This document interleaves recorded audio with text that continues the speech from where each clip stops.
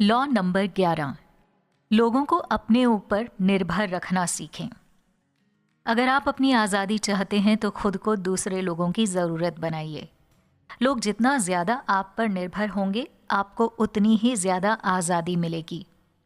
जब दूसरे लोग खुद की खुशियों और भलाई के लिए आप पर निर्भर होंगे, तो आपको किसी से भी डरने की ज़रूरत नहीं होगी।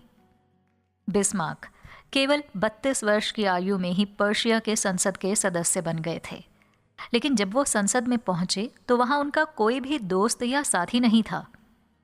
पर्शिया की संसद उस समय लिबरल और कंजर्वेटिव दलों में बैठी हुई थी।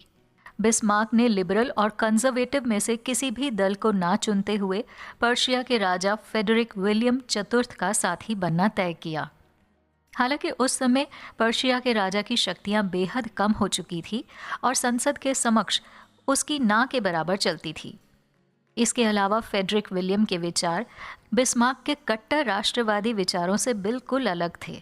इन सब के बावजूद बिस्मार्क फेडरिक विलियम के साथ हर परिस्थिति में खड़े रहे। जब संसद में फेडरिक विलियम के द्वारा लिए गए फैसलों की आलोचना की जाती तो केवल बिस्मार्क राजा के बचाव में खड़े होते थे। आखिरकार बिस्मार्क के प्रयास सफल हुए और राजा ने 1891 में उन्हें कैबिनेट मंत्री बना दिया। राजा पर अपने प्रभाव का इस्तेमाल करते हुए बिस्मार्क अब जो चाहते थे वो करवा सकते थे। अब फेडरिक बिस्मार्क की किसी बात से असहमति या इनकार नहीं जाहिर कर सकते थे, क्योंकि उनकी सारी शक्तियां बिस्मार्क पर निर्भर थी। इधर अपनी कूटनीतिक चालों का इस्तेमाल करते हुए बिस्मार्क ने राजा को संसद से भी अधिक ताकतवर बना दिया। फेडरिक विलियम की मौत के बाद उनके छोटे भाई विलियम राजा बने।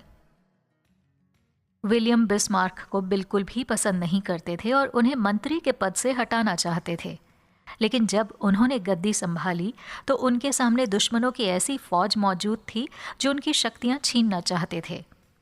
फिर मजबूर विलियम को बिस्मार्क का ही सहारा लेना पड़ा। अब विलियम भी अपने बड़े भाई की तरह पूरे तरीके से बिस्मार्क पर निर्भर थे और उनकी किसी भी बात से इनकार नहीं कर सकते थे। बिस्मार्क ने चालाकी के साथ राजा के पद का असहनीय बोझ विलियम और फेडरिक को उठाने दिया और राजा के पद की सारी शक्तियों का इस्तेमाल खुद किया।